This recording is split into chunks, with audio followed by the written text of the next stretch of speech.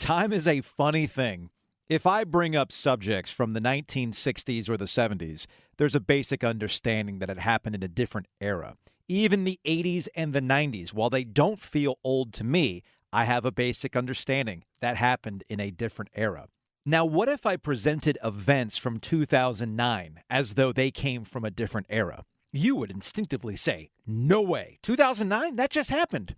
Except it really didn't just happen. It was a completely different landscape in 2009. Take the recruitment of Harrison Barnes. Most people thought he was going to Duke. But then there was a big old plot twist thanks to Roy Williams.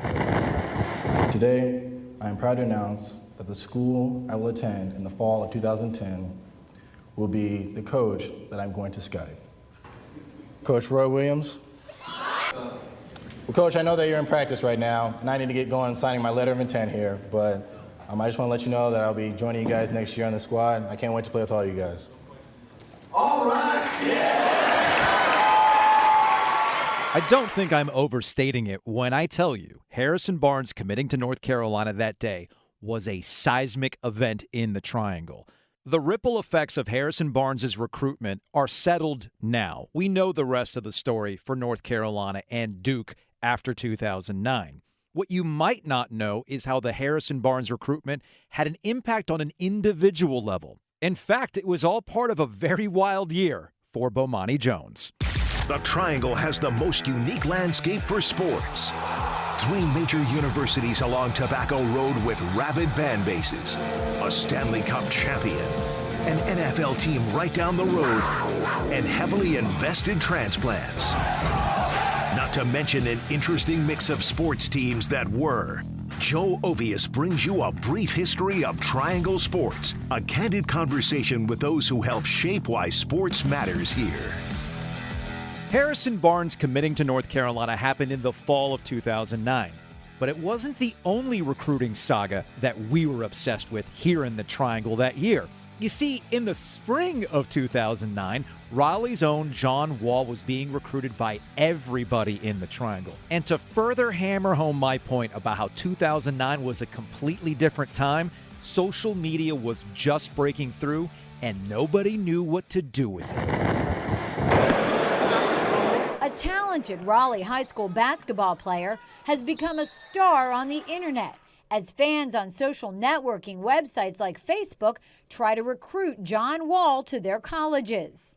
NC State recently shut down a Facebook page called John Wall Please Come to NC State after determining it violated NCAA recruiting rules. The NCAA wants to control as much as possible and make reasonable for the high school prospect the whole recruiting process. David Glenn, owner and editor of the ACC Sports Journal, says under NCAA rules, fans are not allowed to recruit players. That's always been illegal. What has changed is that now the schools in the NCAA have Facebook sites where they can see that there is a potential violation. NC State needs John Wall, Memphis wants John Wall, and John Wall come to Duke. NC State student and WRAL.com sports blogger Nick Stevens says there are more than 500 results for Wall on Facebook. He believes the NCAA should not penalize fans for speaking their mind. I think it's unfair to them and to the school because there's so many different groups out there. Such a thing is impossible to police, and I don't think students are directly involved with the athletic program, and I don't know how that can be a recruiting violation. While Glenn believes the pages are recruiting violations, he admits schools probably don't have to worry about most of the sites. But nobody's going to get thrown in NCAA jail because of somebody's Facebook page. Before Bomani Jones went national with ESPN and eventually HBO, he was doing local radio with us at the old 850 The Buzz and 620 The Bull. And sure, Bomani's doing radio, but he's also at the NC Pro-Am. He finds himself in John Wall's orbit. It helps up his profile. And he also finds himself in an interesting position when it comes to Harrison Barnes later that year.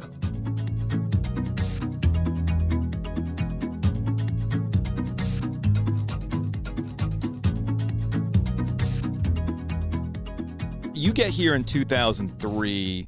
You're at UNC. You're doing graduate work, right? Right. Yep. What was your familiarity with the Triangle, like other than the obvious, Duke and Carolina?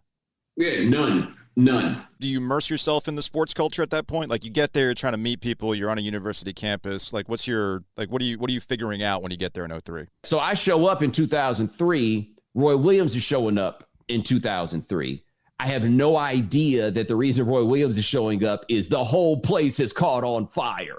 I got no idea of all that's going on. But I just remember one of my first days there was in August. I go to Sutton's for some reason, and I just walk in, and the dude is like, well, something.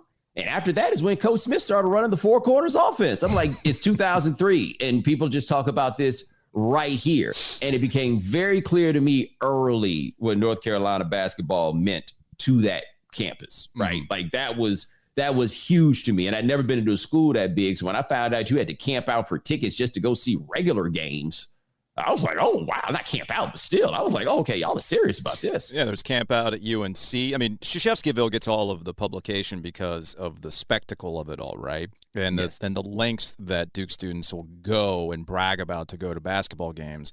But there used to be camp outs at UNC. I mean, I remember I took part in a camp out one time to go see Carolina at NC State with Kelly. At NC State, they used to do camp out. It was actually part of the last camp. That's a Dome podcast. The last camp out at NC State that resulted in bonfires and overturned cars and everything else because they forgot the cutoff line for PNC Arena.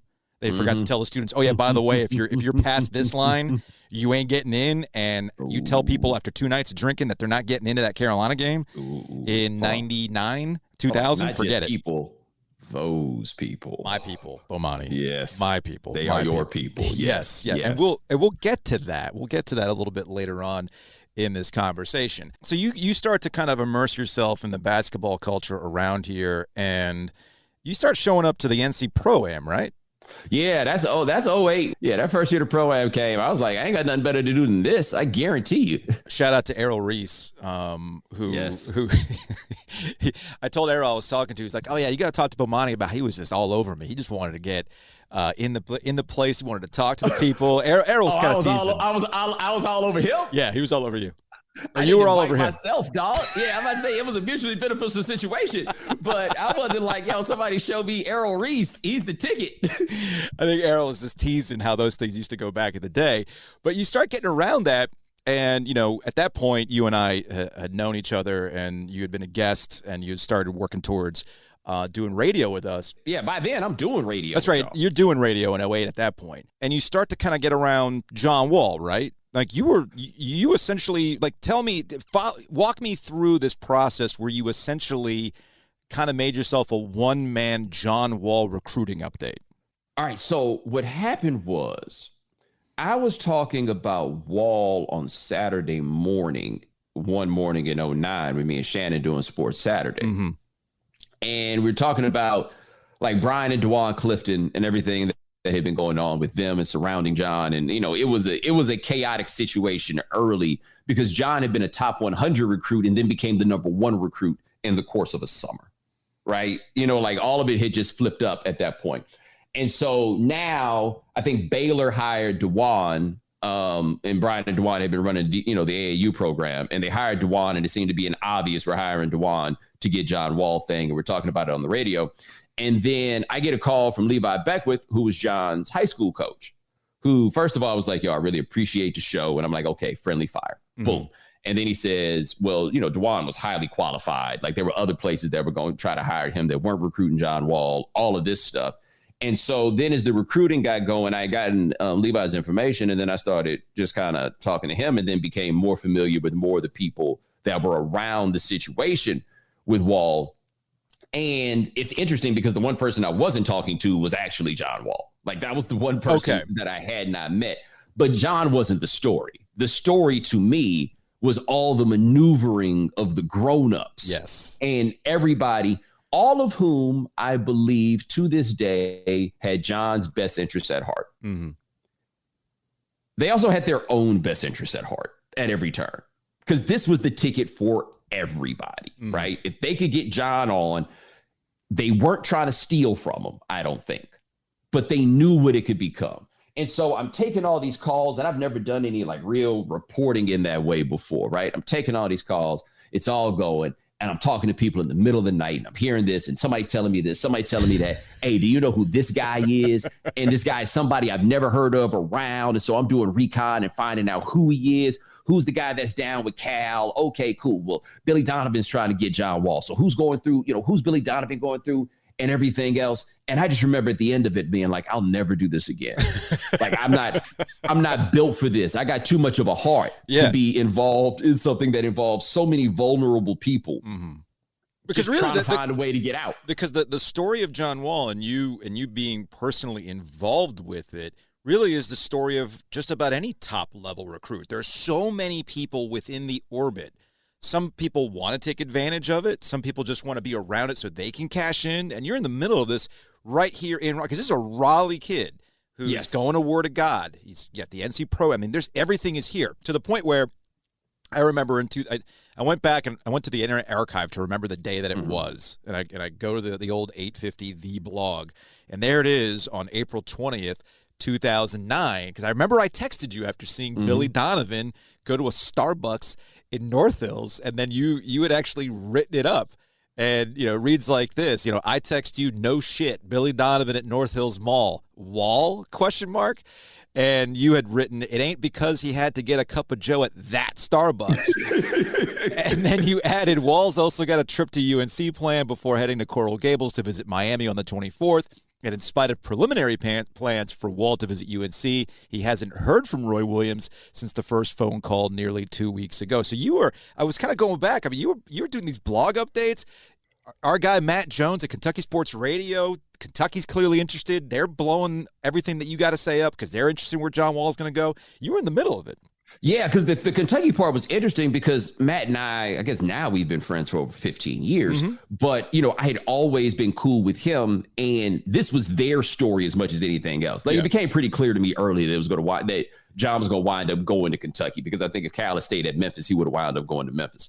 But, it seemed to be pretty clear to me that was what that was going to be. And so, we're doing the radio show, and the radio show's got the live stream over the internet. So, like, we were doing numbers in Kentucky. Because them Kentucky folks was like really trying to get to the bottom of this and figure it out. And so, I was getting all the dates. I knew what this was going on. There was a visit scheduled to North Carolina Central with Lavelle that ultimately wound up being canceled. The North Carolina thing was interesting because North Carolina wasn't offering a scholarship. But my understanding was they were like, but the door's open. If you want to come, you can come. Sure. But they weren't offering a scholarship. But the variable in that becomes interesting is that Levi Beckwith had been David Noel's head coach in high school.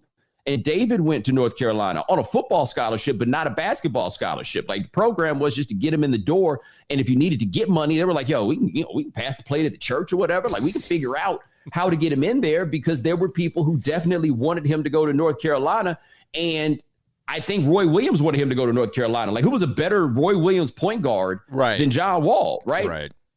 The problem was Roy Williams didn't want Brian Clifton coming to North Carolina. It didn't seem like that got softer as the time went on, but Roy didn't want Brian there. And so you've got that. State obviously wants him there badly, right? It would have been huge for Sidney Lowe, who had just gotten the job like 2 years before, or 3 years before, rather. This would have been huge if he could have gotten him. Guard Lorenzo Brown highlights the six-man freshman class that nearly cracked the top 10 in national recruiting rankings.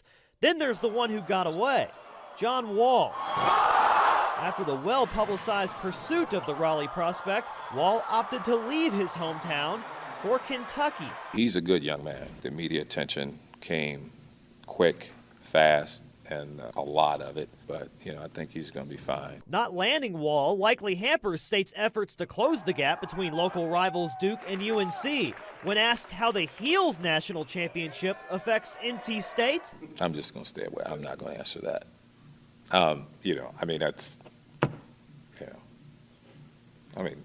The ACC won a championship. We got another championship in ACC. John wasn't going to no NC State. Like, that wasn't it. He's from Raleigh, doesn't matter. Yeah. And so it just all turned into chaos. And then you got Sonny Vaccaro showing up on the show, using John Wall as like an avatar for what's wrong with the NCAA and going pro and everything else. I mean, it really did blow up. It was huge. It was huge. And honestly, I was the black dude working sports in the triangle. Mm-hmm. So I became a bit of not just the black dude, like, for better or worse, I was me, right? Like, people responded to me as they responded to me. Yes. And so, yeah, I wound up being in the middle of this story, and I'm talking to the guys who do national recruiting and stuff, and they don't really have it. Like, I was figuring that part out quickly because, again, very few of us are actually talking to John Wall. Mm-hmm. And my thing, I didn't think it made any sense to talk to John Wall just because, hey, man, he's a kid and this is all crazy stuff that's going on. I don't feel comfortable hassling kids to be talking about this stuff. But again, I knew the story was the grown-ups. Yeah, and it also got awkward, and kids are kids because he got popped in an abandoned house, somewhere in Raleigh. I forgot about that. He was probably, I forgot what it was. He was probably just trying to, enjoy some vices and with a girl. Yeah, no, it was basically what you think. I don't even know about the vices part. I think the girl part was straight up. But I remember it broke while I was on the radio. Neighbors say they've seen young people going in and out of this unoccupied home in southeast Raleigh through the garage before. Finally, they called the realtor, who in turn called police. It's somebody else's property. They should have just left it alone. Having people break in and just, does not bode well for the neighborhood. John Wall, along with a 16-year-old girl and a 17-year-old boy, were cited for misdemeanor breaking and entering into the home on April 27th. Police say nothing was damaged or taken. I don't think that this is going to cause any schools to drop John. Dave Telep is the national recruiting director for Scout.com. He believes this will just be a bump in the road for the promising college basketball recruit. As long as this is it, and this isn't the situation where it's just the tip of the iceberg, which I don't think it is, John's a good kid. It sounds like he made a mistake, and I think time will probably heal this wound. Wall did not answer questions at his Raleigh home today, but his attorney spoke on his behalf. He was not arrested, and he was simply given a citation that we are fully cooperating with the district attorney's office to resolve this matter as soon as possible. It was coming up on a break, and I remember I was like, I gotta call somebody, right? I was just so annoyed that I had to make this phone call in the middle of the commercial break to find out what was going on.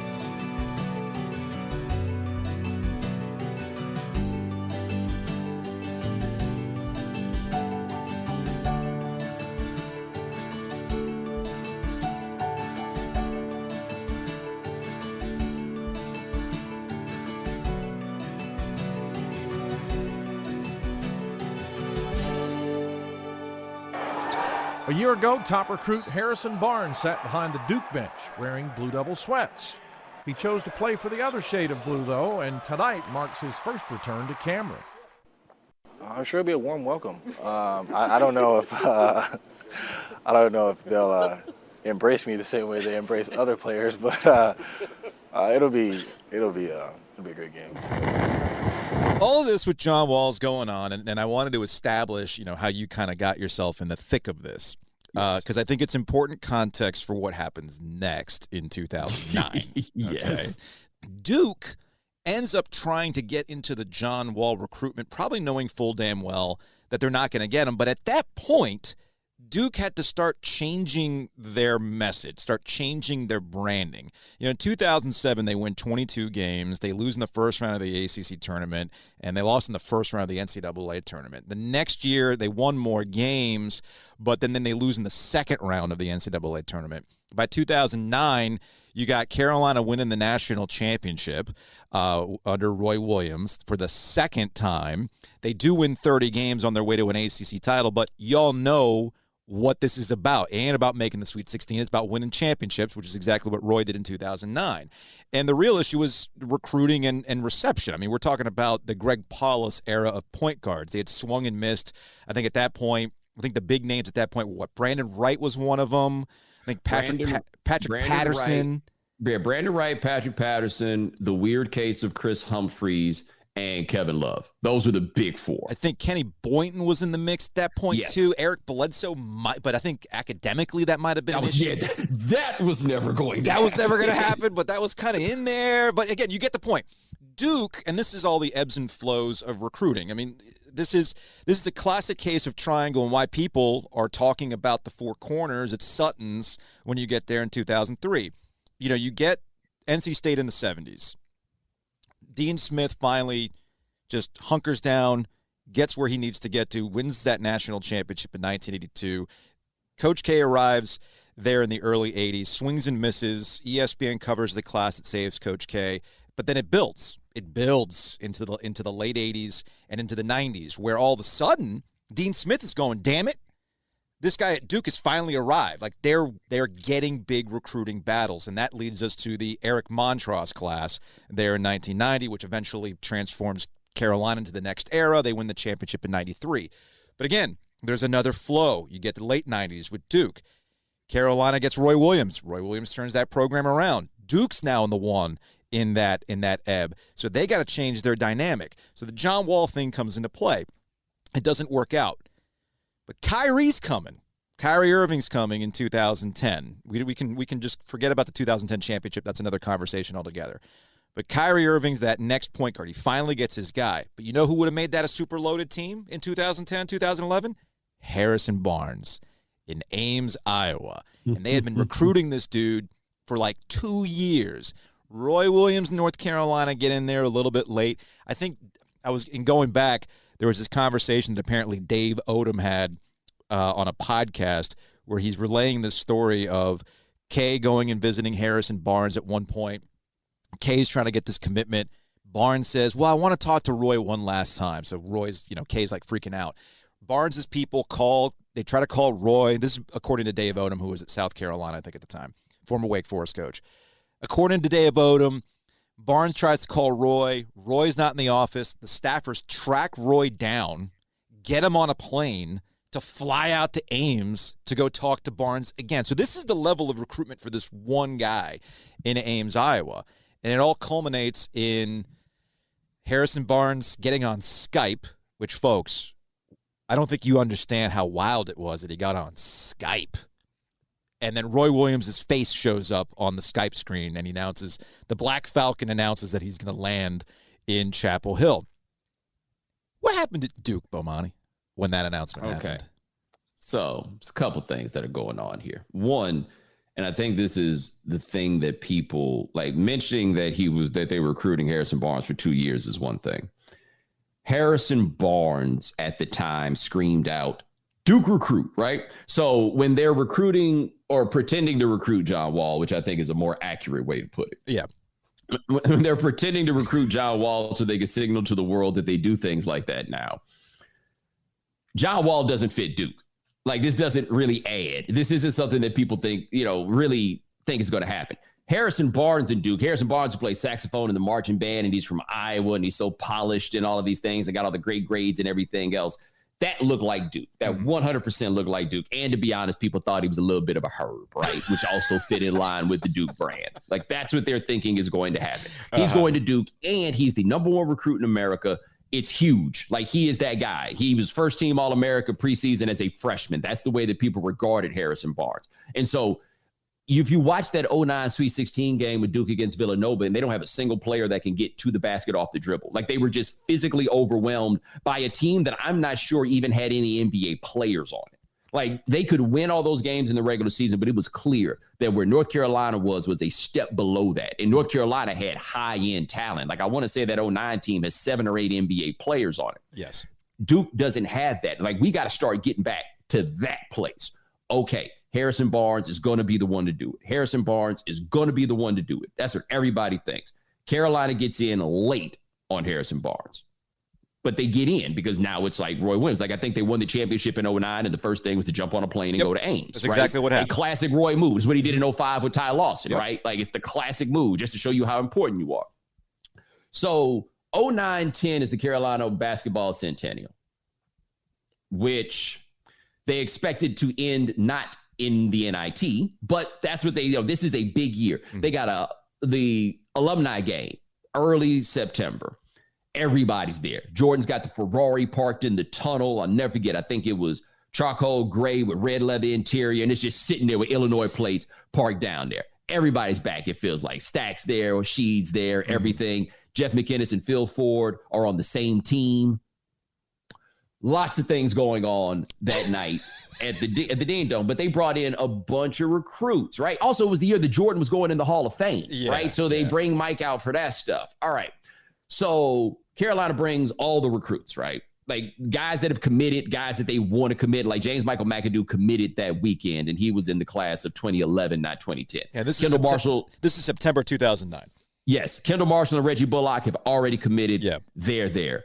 Marshall Plumlee, interesting as I recall, was there for that weekend also. Like they were making the play. They were all wearing red and black tracksuits. I remember that. Mm-hmm. And Harrison Barnes is there. And it's clear the red carpet is being rolled out for Harrison Barnes, right? They are doing all of this. And I remember I was at that game. I think I was with Mike Stengel. I was at that game and I'm looking over at Barnes and I'm like, oh, he's going here. There's no doubt in my mind. I'm looking at what this is. I was like, yep, this is where he's going to wind up going. But a whole lot had to play out, that's right? Star power, though, man. That's the thing about Carolina. People might not understand this nationally, but when you're there and you see all of that, you can get caught up, man. But the part I think that people misunderstood, and this is me, I don't know if this is true. I haven't talked to Harrison about this, right? But I think that people assume that because he was from Iowa and he'd grown up around all those white people and he spoke properly, which is the best way to put it, that he would then want to keep going somewhere that had all these white people that fit the guy that spoke properly, right? Yeah. Like that was the math they did. And I'm like, no, sir, that dude right there is maybe for the first time in his life immersed in blackness, and it is accepting him in a way that I bet he walked in here a bit insecure about.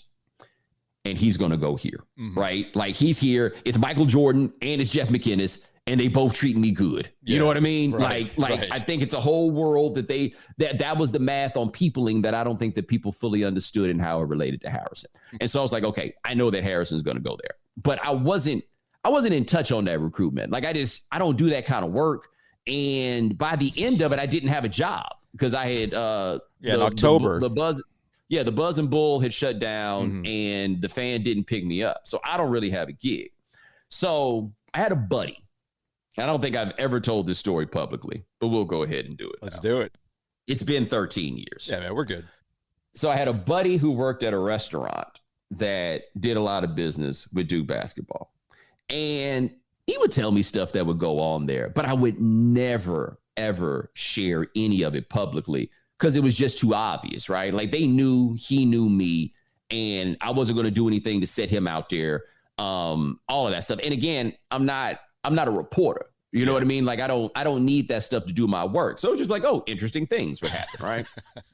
So it is a Wednesday, and I get a call from my man who's like, yo, Harrison just called Coach K and told him he's not coming to Duke. This is in November. This is the week Barnes is set to announce on Friday. Yeah, November 13th was the date that he Skyped Roy Williams. Yeah, so this is November 11th. And my man calls me and I'm like, no way. And the reason I'm saying no way is if he's trying to make like a suspenseful decision, then you don't tell.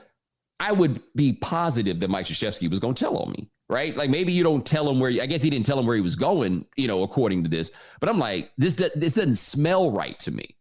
Like that's all it came down to is that it didn't smell right to me. And so I knew another guy in the business who did talk to Harrison. And I call him and I'm like, hey, when's the last time you talked to Harrison? And he tells me, he's like, what's up? I'm like, hey, man, I think you just called Coach K and told him he's not coming to Duke. He's like, what? Yeah. And so I'm like, this is my mistake. But I start walking him through the story. I'm like, look, this is what happened.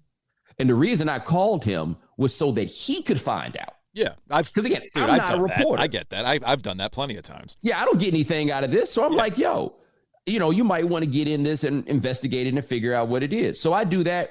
I don't think anything about it. I go to sleep. I wake up Thursday morning. I get a text from, or an IM. It must have been an IM. Like, I think it was that era, right? Yeah. AOL is the messenger. From, is it Ben Sherman at Inside Carolina? Yes. Okay. Yeah, I know it's Ben. I got a lot of Bens in my life. Quick context, InsideCarolina.com.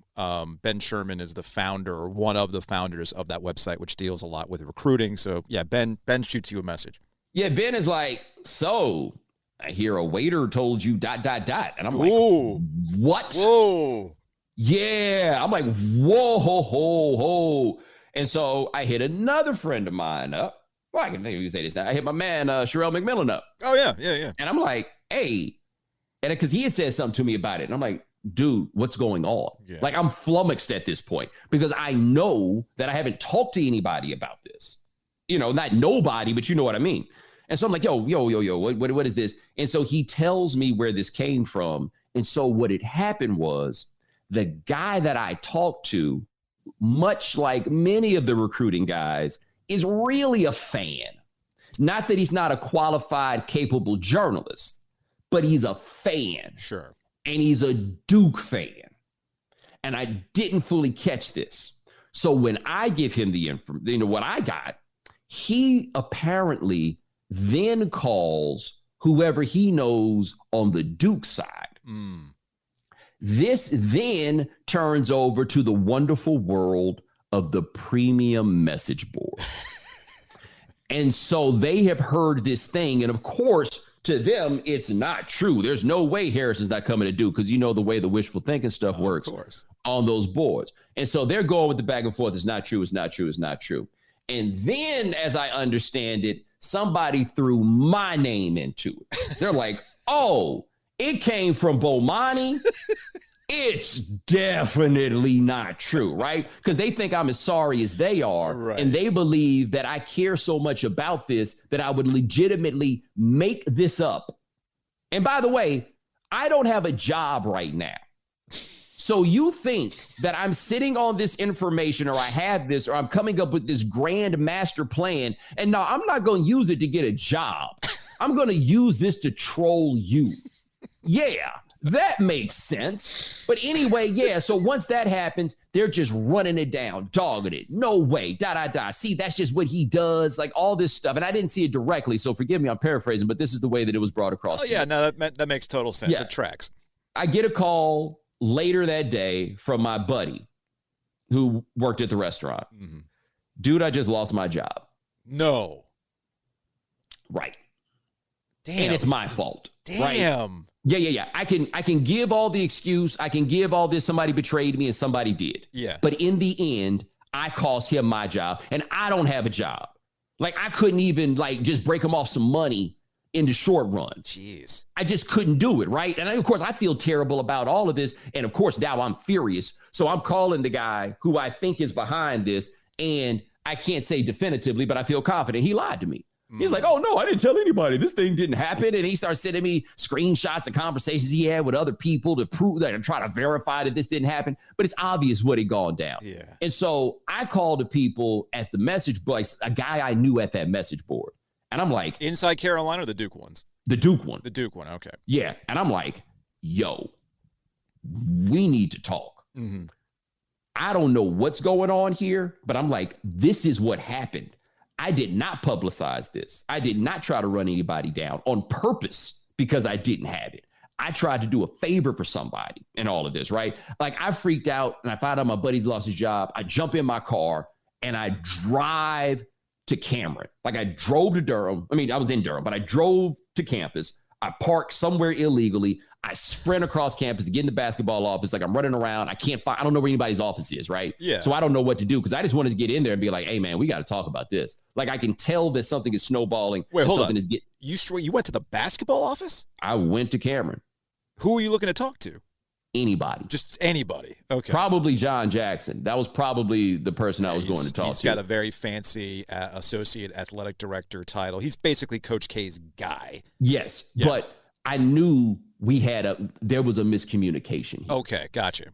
Like something has happened here, and I knew it had gotten up to this level for the way that it was going down because my man just got fired. Yeah. Right? And so it's just like, look, we need to talk about this because if it's being put out here that I'm trying to run down your program, which is obviously not the thing that I would do or whatever. Yeah. I need to talk to you. But I couldn't find anybody. And so I'm just freaking out and just feeling terrible about all of this stuff. All I know is this. Wednesday, I heard he wasn't going to Duke, and Friday, Roy Williams turned up on the Skype. So it was all true. They knew. As far as I can tell. Yeah, they knew. Here's what I know. My man did not lie to me, right? Like, somebody came in from another room and told him that they were there when the call came in. Mm-hmm. So, like, if he had been in the room when the call came in and said that that was what happened, I wouldn't have asked nobody else nothing. But I didn't have that luxury because some woman comes in the room and hears it and then tells my guy. And so who knows what happens in between? Yeah, right? little telephone there. Yeah, so that's why I do a little bit more. And so I eventually, and actually I think this thawed my relationship a bit with Duke basketball. Which we'll get to in a second. Yeah, I eventually got a phone call from my guy at the message board. And he says, on behalf of us over here, I apologize to you because, and this guy wasn't even a basketball guy. He was like, yo, they did you wrong on that. And we have to change the way that we do things over here. And just so you know, this has gone all the way up to the basketball office. Okay. But yes, Harrison Barnes, as far as I can tell, like I can't say definitively, but I would feel very confident saying on November 11th, he did call Mike Krzyzewski and tell him that he was not coming. And then on Friday, he told everybody else that he was not coming. But that's what the story was.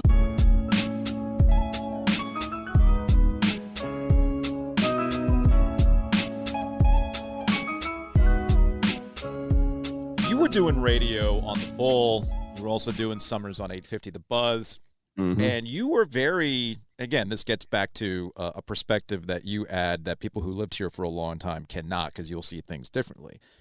You're calling out Duke for being lame, essentially, if I remember correctly. I mean, in listening to radio, listening to your show back then, or talking with you in the building, you basically just were very upfront about how Duke was lame, period. Yes. They didn't like this. No. Well, I think another key, too, is that you and I are about the same age, but still, I'm 27, 28 years old. Mm-hmm.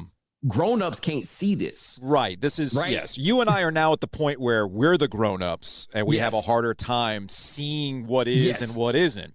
But at that time, you and I are very much like, let's blog and Twitter and all sort of stuff, right? Like we have a little better sense about where things are than before the adults do. So you're pointing this out on the air. You're pointing this out on our 850 The Blog. Twitter hadn't really been a thing yet, but regardless, Duke is aware that you are calling them out for being lame, but I get the sense retrospectively now, or retroactively, I should say, that they almost wanted to pick your brain. Like, okay, what is the deal? What is going on? I mean, I don't want to credit you totally for Duke completely changing their game, but they clearly knew something was up, and they clearly picked your brain. Yeah, because, there were some steps along the way with them. And the big one, I think, is greatly understated. And my boy, Matt Jones, always talks about this, that when Patrick Patterson committed to go to Kentucky and they asked him, well, how was your visit? How'd you like the guys at Duke? And his response was, I was feeling them. Yeah. And they're like, what do you mean? He's like, I just wasn't feeling them, right? You had the story of Brandon Wright coming to visit Duke. And in the middle of his visit, jumping down 15-501 and going to go kick it at Carolina and go see Roy. Yeah. That happened a lot. That happened a lot. Yeah. And these ain't the coolest dudes in the world, man. Right? Like these, like Brandon Wright's a private school kid that fit the profile of Duke very much so. Patterson, not exactly, but he still wasn't. This dude's from Huntington, West Virginia, right? Like we're not talking about somebody from the South Bronx. Mm-hmm. And these dudes were like, yo, man, I don't want to kick it with y'all. And then Harrison Barnes, who I was told at the time did his visit at Duke and didn't want to hang out with nobody. Yeah. And I'm like, hey, I don't think you guys realize it had reached the point where if it was getting late in the recruiting season and Duke had a scholarship it was willing to fill, they were just going and getting the best white dude left, whether he was good or not. And the moment it really became solid was when they got this dude named Oleg Chiz, who had all the hops in the world, but was like a top 100 recruit. And it was just at the end, and he was out there, and then he turned up. But it started to look to people like whether they wanted to be that way or not, because it wasn't like they weren't trying to recruit black players. They were, and very often they weren't getting them. But even the ones they got, man, none of them were ever cool. And I'm just like, if you're selling your program to kids, this program isn't cool. North Carolina right now is cool, right? Yeah. Like at that time, they were the number one recruiting brand that was out there. Kentucky kind of inherited that mantle after that, but they were cool. And I'm like, look, I'm just telling you, man, what you're selling, don't nobody want to come up here and play with Greg Paulus. Yeah. Don't nobody want to come up here and hang with Lee Melchione. Like, this is not, for what you're trying to get, this isn't it. And then you looked at and it hit a head in 2009 when Carolina won that championship, and then Elliott Williams left, and Elliott Williams looked like, why are you at Duke? Why do you want to hang out with these guys? And he was like, I don't. I'm going back to Memphis. I tried this shit and it ain't good for me. But then something funny happens. Duke wins this improbable championship in 2010. Jeff Capel, through circumstances, ends up at Duke as an assistant coach. They completely rebrand themselves. And we've talked about this before. It's John Calipari changed the game with one and dones, but people had issues with it. They didn't like it because people ultimately don't like John Calipari for a variety of reasons. Duke basically takes that. What's the you made it a hot line, I made it a hot song. So that's what Duke kind of did with the one and dones. And in 2015, when they win it, people are contextualizing it as, Coach K takes these kids. In a way, all your time here in North Carolina and seeing all this unfold and seeing Duke's transformation, I felt like you could not have done the Game Theory first episode Duke bit without having been here to properly understand the way Duke is, through no fault of their own, but they clearly ride it, their image being what it is. You couldn't have done that unless you were here. Yeah, and I think I could have done a 45-minute thing on there. We had to leave so much stuff out, right? Because there's so much story. So when you start talking about 2009 and this change, I just looked up the date on it. On April 28th, 2009, Duke uploaded a video called How We Hoop. Oh, yeah, you roasted that. To YouTube. You roasted that on the radio. Of course, because they were basically like, hey, guys, we like to run and dunk too. They had to sell to people, no, we like playing fun basketball, because they went way too far on a brand that was more appealing to parents to kids. Yes. That's the way I looked at it. So they went way too far. So they do that. But keep in mind, in the fall, they also put up the video that involves Nolan Smith dropping his robe and saying, draw me in my ice and only my ice, as Lance Thomas does this. They were stuck in between on what they wanted. But it was clear that they understood they needed to sell themselves to players that they didn't think they had to sell themselves to anymore. Because the guys that were attracted to what they were selling before, they could get them all, right? So it's like Notre Dame back in the day. It was different when they could get every Catholic football player worth a damn. They didn't have to try to do very much if we know that we can get all of these. They weren't getting all the guys they thought they could get, or the ones they could get weren't good enough anymore to win in that way. So now they had to go to the Gen Pop to try to get dudes, and it was a complete rebrand of the program to try to be cooler, hipper, a bit more hippity-hop. Do you think Duke is cool now? I think that the peak of that was 2019. I don't think anybody can be a cool college basketball program anymore, because I don't think there's a such thing as cool college basketball anymore. I don't think these kids have any interest in doing it. They'd rather go do this overtime elite stuff, which is a terrible idea, and all of that. But I think they would rather go engage in those activities than be part of a program. On the ground here, I feel like it's flipped. Duke's worked really hard to be cool with the brotherhood. And you can make fun of it all you want, but clearly it speaks to, again, this gets back to you and I being old. We might make fun of it. It's just a play on the Carolina family, but clearly it does hit with a particular demographic of high school recruit that wants to be a part of that. They're very good on social media, to the point where Carolina's playing catch-up on the social media stuff.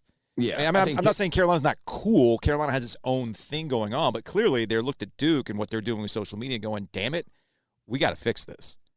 Yes, it's actually an irony of this, that where Matt Doherty was correct was his belief that the program was becoming stale and needed to update. Yeah. Right? He did it the wrong way. Right? He misunderstood what that meant. Yeah, Matt, you're right. They should take the carpet out in the office and put new carpet down. Yeah, you're absolutely right. There should be pictures of Michael Jordan up in the office. Yeah, Matt, you got that. No, Matt, you shouldn't fire this secretary who's worked here for 30 years. No, Matt, unfortunately, you are going to need to have an alum as your assistant here. All of those things, right? But he was right. It had, in fact, gotten stale. And I think that it came back around to Carolina where they were in a similar place, where what was cool and had been cool just wasn't in that way anymore. And so they needed to update that. And I don't know exactly how they're going to figure out how to do it, or if they're going to be in a place to truly figure out how to do it. But you're right. Once Duke was getting all those top-notch players, which North Carolina for a good 4 or 5 year period just couldn't because of the investigation, it did flip. You know what didn't flip?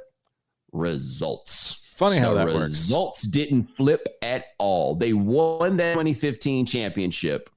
But outside of that, even with that, the results of the last 10 years are basically the same as the results of the previous 10 years. There could also be a change in how they go about things. Kind of like Kentucky, they're more interested in winning the recruits or the little battles, like, say, Jay Lucas joining Shire staff and the dynamics there. Carolina's got the results. Duke is more than happy to beat you in recruiting and then win the Champions Classic and just act as though everything's good.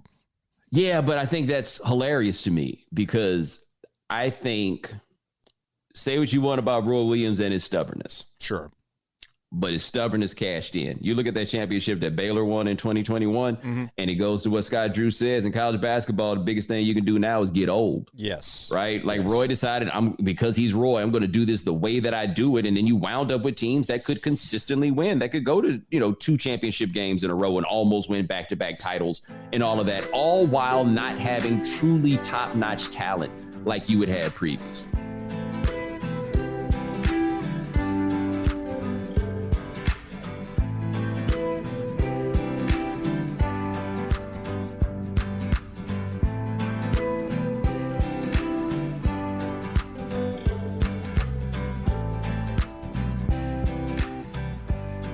So before our conversation, I fell down an internet rabbit hole, as one does, and I looked up the old Page 2 article that you wrote in 2006, the article that actually got me to email you, be like, hey, man, read your article on Page 2. You want to join me on the Morning Mojo on 620 The Bull? And it's in search of Caniacs, and I was going to say,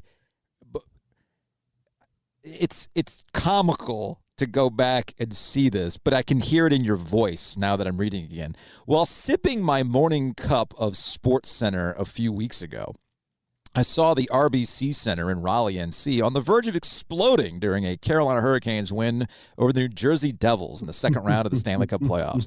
So according to the reported attendance, at least 18,730 people around these parts care about hockey. So how come I only know 2 of them? In 3 years, this much has become clear to me about North Carolina.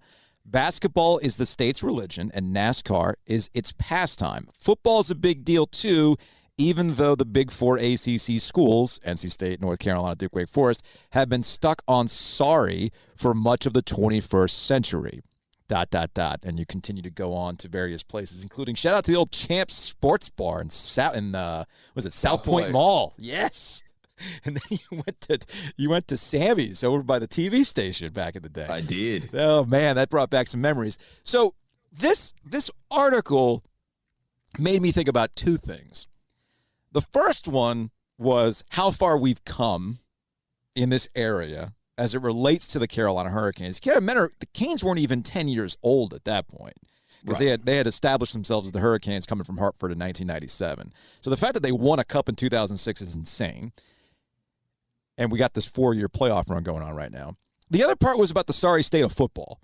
And I almost feel like we should go back to the sorry state of football because it was a hell of a lot more enjoyable in 2006 than it is today. But you wrote that article, and as an outsider, quote unquote, a transplant like everybody else, Canes didn't like this, did they? Canes didn't like it. Adam Gold didn't like it. The purported Caniacs didn't like it. Only my buddy Dimitri Ravanos liked it. Hold on. Because you were doing radio with Dimitri on the old Sultan Dimitri show on 96 Rock before I reached out to you. And because I was on in the morning, so I didn't hear the show. How did you get to know Dimitri? Because of this. Okay. He hit me up. And he read it all, and he is also, as a person who was not from here, was like, "You're 100% correct." Like he was like including talking about the football because he's an Alabama guy, and he's like, "Oh, this is cute what you guys do here with your football situation." But yeah, so I wrote it, and so the thing was, and I had been living in the area, I guess, for 3 years by then. Yeah. But I lived in Durham. I went to school in Chapel Hill. My life was anchored going to the West, even having lived there for 3 years, I didn't quite understand what a different world Raleigh was, right? Like I didn't think of these as like, I didn't think of Chapel Hill and Durham as really being separate places because my life was between them. And I'm just going down a road and it's not like, oh, like you cross over to the Chapel Hill side and it's like, oh, it's a whole nother place, right? It wasn't that. And so I really was like, I keep hearing about this Canes fever, but I don't know anybody who's caught it. Like if it's as feverish as you say, I shouldn't, like, where are these people? And so every time I went to go do something to like, hey, get in the midst of the Caniacs, there were none there. And so people would be like, oh, well, you just didn't go to the right place. And I'm saying, if this is the fever, like you guys say it's the fever, there is no right place. The place is everywhere.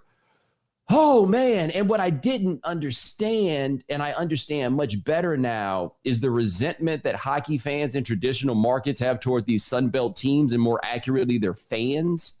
And so I've stumbled into this larger issue that I legitimately did not know existed, that I didn't know was a thing. And man, people were mad at me. Good God, people were mad at me. And that made you call me and you changed my life. Well, okay, you brought it up. I was going to bring it up in a larger sense in that if you don't write that article, existential question, if you don't write that article, how do things go? Well, the question is, what would I have done that made you guys realize that I lived in the market and thereby you might want to call me down to talk about I would have figured it out eventually, yeah. I was reading enough. That's what it was. Yeah. Because the real thing that jumped it off for me, honestly, with the station in particular, shout out to my man, Chris Clark, was the bullpen. And so you're having like the media people come in and talk about stuff. And honestly, I'd never listened to sports talk radio until I started working with you guys. Okay. Like I was just out of that world. And then they invited me down. I was like, cool. I'll come in and we all hit it off and everything like flipped up from there. But no, maybe it would have been another story that I would have written that might have gotten us, to that place. But no, that was it. I just had no idea. I'll never forget this. I did that summer of filling in for Dave Glenn and we had a meeting in the boardroom and, I got the thank you for what you've done. And Adam was very appreciative because, I don't necessarily think Adam does this, but if Adam wanted to be like, it's all because of me, I wouldn't really argue with him about it. Like every time I talk to him and I do the radio, I'm always like, man, and I thank you for everything, man. Cause it's the truth, right? Like he saw me and was like, yo, this guy can be really good, all this stuff, and put me in the positions in ways that people never put black people in positions to be in this job. Yes. It could have been all those things.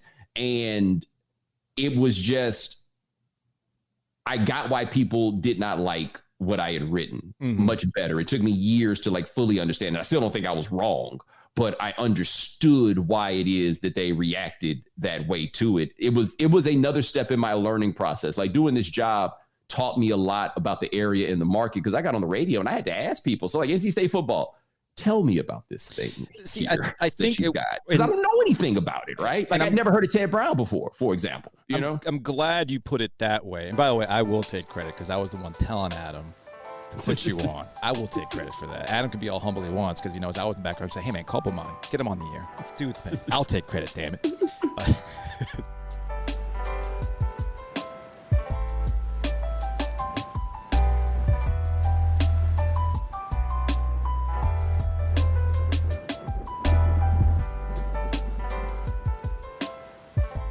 You're coming from Texas. You come from Miami. I'm coming from Miami.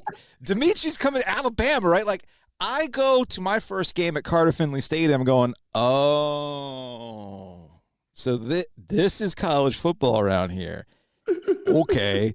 And I couldn't get into it. So Kelly and I are dating at the time, and she's part of the Carolina band, and that's the 1997 Mac Brown Bowl Alliance year. So for me, I didn't care if I was a freshman at NC State. I cared about good freaking football. I wanted to see good college football. So I spent most of my time at Chapel Hill leading up to that Florida State-Carolina game. And that was like Carolina's like first real taste of what it could be. Right. And Mac leaves for a variety. That's its own podcast. And they've been kind of chasing it since. NC State gets that taste. Right, the Phillip Rivers years, that coincided when I first started doing radio at 850 The Buzz. I'm doing stringer work. I made so much extra money off ESPN radio, Fox Radio, AP Sports Radio, because Philip was the thing, right? They wanted the updates. So you get that taste, the Gator Bowl year. And they've been chasing it ever freaking since. And I feel like the product has gotten worse over time. And the college football playoff has only made matters worse because we all think if we just do X, Y, Z, we can compete. What happened to just going to the Peach Bowl, man? That used to be a fun old time. Well, that's the thing for me. So I will lay people out a couple steps just so you understand when you talk about the lame ass football. So again, I arrived in 2003. Mm-hmm. North Carolina's, and keep on, that was a terrible team. They Yes. lost to Duke. They lost to Duke that year. Yes. Okay. So I get there. I'm pretty sure this was the first game of the season in 2003 was against Florida State. It was the first game I was told they had just installed a Jumbotron. Mm-hmm. Do you remember what happened in that game? Actually, I don't, because my memory on that is shot. It's cool. Running play to the left. Greg Jones takes it left. He's going. He's going. And nobody's really getting to him. But Dexter Reed is coming from the other side of the field. And Greg Jones clearly sees that Dexter Reed is coming from the other side of the field. And Greg Jones, who is like the strongest man on earth, right? He's there. Dexter Reed gets to him. Greg Jones rears back, stiff arms Dexter Reed, who was a great player and a bad bitch, right? Like on top of all of that, knocked his helmet off, threw him to the ground, and Dexter Reed just popped up because he's Dexter Reed, right? He pops up and he starts jumping up and down just to let him know, I'm still here, baby. I'm still here. And I was like, yo, this is what y'all do here? This is y'all's get down? But up the street, you had Phillip Rivers, who made it. You got to remember, this is before we had access to all the games all the time. Yeah. It was like, bless you for Phillip Rivers, because I wasn't up on Rivers because, again, I had those 2 years before that where I didn't have cable. So I see Phillip Rivers, and, I was vaguely aware of T.A. McClendon. I think he was like a sophomore at that point. Yeah, North Carolina high school football legend. Yes, right. But again, I was in California. That ain't mean nothing. What the hell is an Albemarle? Yeah. Or however you say that, right? But Phillip Rivers made it livable because it was like, oh, at least I can watch this guy. He's really interesting. He's really good. All of that. But it was like, yo, this is what y'all do here? Damn.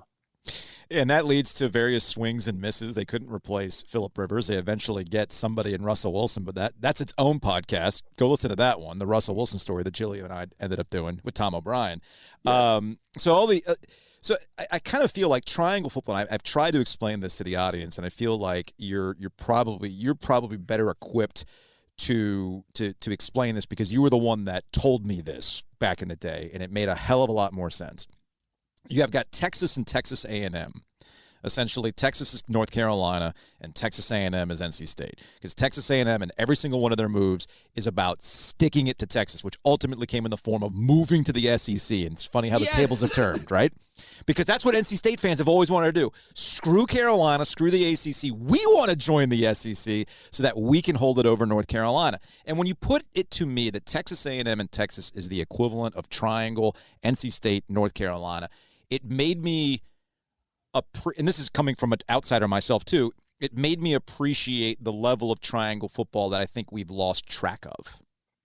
Yeah, well, I think your point about the playoff messing things up and whatever happened to the Peach Bowl, I think is crucial. And for me, almost ironic in when I come back and talk about it, because what I learned, and I know this is going to sound patronizing, but what I learned here in North Carolina in large part was how to appreciate 8-win football. Yes. Right? So while this is going on, I'm rooting for Texas in the midst of probably the greatest run in the history of the program, right? We're just winning 10 games every single year. Yeah, you're losing to OU. Okay, it happens, but you're winning 10 games every single year. Culminates in an 0-5 championship. That's correct. One of the greatest teams of all time. But we're also mad about 10. Right? Like how much happy it is a fair question to ask outside of 05 and a couple of moments out of that, how happy they actually made me because the expectations were so high and were fairly high and they should have been high, all of those things. And so I came to appreciate the true regional nature of these games and it's about the people and their interactions with each other. As much as I would enjoy on the radio doing Carolina Duke week, Carolina State football week in 2008 was maybe the most fun that I had doing radio and just hearing people interact with each other and like finding out what it meant to them. And so like we can make the college football playoff. Why do you care? Right. One, you can't. Yeah. But even if you could, why do you care? Like what's fun about this is you guys amongst each other. Like the best part about Cutcliffe getting it going at Duke was now everybody could participate in the game. Mm-hmm. Like everybody could have fun with that. And you had Wake Forest win the ACC in 2006, which got every coach fired because they're like, yo, if they can do this, you ain't got no excuse. Yeah. You know, and all these things happen. But yeah, I appreciated, and I mean this positively, the provincial nature of college sports. I try to explain that to the audience a lot now because it's ours. Right? Like, no, like you, and we'll close on this because I feel like you having lived here and that experience helps kind of inform how you talk about things nationally. We already talked about the Duke perspective of it, and I do think it truly does help with the college football playoff perspective. Once I got over this idea that these teams somehow, some way can be perennial top 25 teams, like, you know what? Screw that noise. Give me something entertaining in late November between Carolina and NC State. So that when Monday comes around, I got people losing their shit over what happened, and only we get it. And once you kind of connect with that, you can have a hell of a lot more fun with it than worrying about the big picture stuff. Yeah, the playoff has made college football a national sport, and that's just not what it's supposed to be. Yeah. You know, like in the end, it's supposed to be like your conference stuff. And it still happens. Like when you watch a team like mess around. I remember when Michigan won the Sugar Bowl that year with Brady Hoke after it all gone to hell with Rich Rodriguez and just seeing how happy those players were about that. I remember that year that Ohio State, the year Tressel had to quit. And they weren't that good, but they beat Michigan State on a Hail Mary, and they come to interview Braxton Miller at, after the game, and he just starts crying. This team ultimately went like 6-6. Like it's about something different. And that was the big thing. Like I said, I learned so much about just like what people enjoy about sports. Like we could wrap this, but I think we're missing a very important figure in this period that I think would be fun for us to discuss. And I don't know if you planned it before your podcast, but I'm just throw it out here. The great Herb Sendek. Once Julius Hodge showed up and Sendek finally kind of got things going, it was a pretty good basketball program. Yeah, it was. It was a good basketball program. One, I didn't realize like how much State fan cared until Sendek, right? Like the Sendek era is what made me realize, oh, this is something different here. Yes. But what it also made me realize was winning doesn't matter if it's not fun. Mm-hmm. And the problem with Herb Sendek ultimately was, and he realized it after Hodge left, and it only took 1 year, right? But Julius was fun. Mm-hmm. He by himself as person was fun. Without him, it was just a boring offense with nobody fun. And you were like, oh, you went to the Sweet 16 and you keep going to the tournament, but nobody enjoys the team and nobody wants to go there. And we didn't know each other at the time, but I am assuming that you were in the building the day the Herb Sendek era ended in the 2006 ACC tournament when they lost to Wake Forest in Greensboro. Yes, I was in the building for that. And I'll never forget the cover. I think it was the Greensboro newspaper with the cover of him screaming. Yes, and I will never forget getting on the media shuttle the next day, and I can't remember which of the old heads it was, and I mean that positively. Right? I just can't remember which one. I know it wasn't Carlton, rest in peace, but it was somebody who would dress like Carlton, right, with like the sweater with the shirt underneath. It's probably Bill Brill for all I know. It wasn't. No, it wasn't Bill. Oh, okay.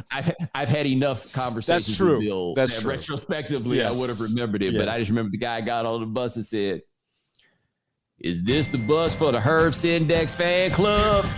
And the whole bus erupted, and I was like, oh, yeah, that dude's out of here.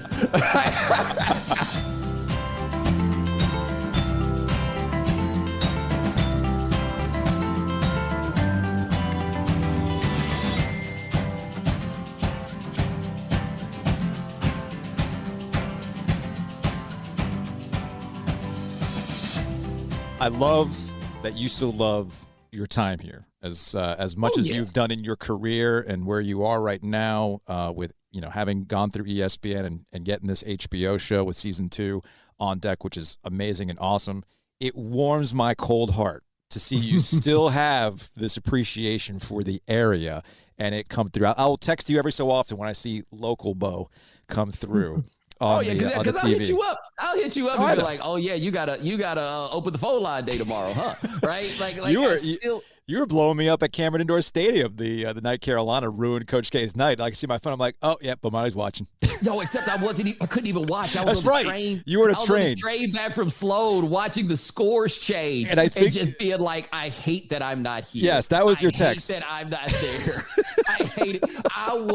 If I had thought it out, I would have flown down there just to hang out with my friends. I wanted to be there so bad. Like Carolina Duke comes around, and I hate every time that I'm not there. Hell, I came to it when it was at Brooklyn. I was like, oh, yeah. I was like, oh, you guys want me to come down there? Yeah. You can give me a credential? I will be there because nothing is better. Like for me, honestly, especially doing like a national gig where I don't have teams that I really care about, and I had to bail on Texas recently. Yeah. I don't have a lot to just enjoy for the fun of it. And I don't really have, like, I got a dog in the fight in like disliking Duke basketball, but I don't have a real dog in the fight. Like I went to Carolina, I enjoy Carolina, but I'm not around like Carolina anymore. So it's not a thing I do all the time. But the way that I consumed, enjoyed, and did sports when I was there, it's just so much more fun. Like it's more fun to feel it than to feel like you got to break it down, right? Yes. Like I remember being terribly wrong about the 2008 Carolina State game, and State won that game 41-10. Mm-hmm. And I don't think I've ever had more fun on the radio than just turn it over to State fans. In fact, that's the day that State fans realized I wasn't such a bad dude because they thought I hated them and then realized I just thought they were sorry. And then once they weren't sorry, everything was okay. Yes. Man, I appreciate it. Dude, all good, man. You need anything else, just let me know. A brief history of Triangle Sports, sponsored by Copiers Plus, your local office equipment and solutions provider. Take the mystery out of your printing expenses by scheduling your free print audit today at copiers-plus.com.